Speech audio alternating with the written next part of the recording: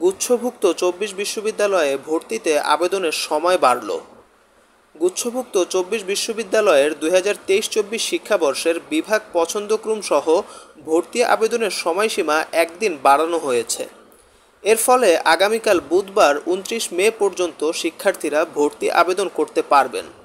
গুচ্ছ ভর্তির ওয়েবসাইটে এ তথ্য জানানো হয়েছে। গুচ্ছভুক্ত এই ২৪ বিশ্ববিদ্যালয়ের ভর্তি আবেদনের শেষ সুযোগ ছিল আজ মঙ্গলবার ২৮ মে পর্যন্ত। তবে ঘূর্ণিঝড় রিমালের কারণে দেশের দক্ষিণাঞ্চল সহ বিভিন্ন বিভাগের কয়েকটি জেলা বিদ্যুৎ ও ইন্টারনেট সেবা থেকে বিচ্ছিন্ন হয়ে পড়ে। এ অবস্থায় শিক্ষার্থীদের কথা চিন্তা করে আবেদনের সময়সীমা একদিন বাড়ানো হয়েছে। এর আগে অনলাইনে বিভাগ পছন্দক্রম সহ ভর্তির আবেদন কিভাবে করতে হবে সেজন্য একটি ভিডিও গাইডলাইন দেওয়া হয়েছে।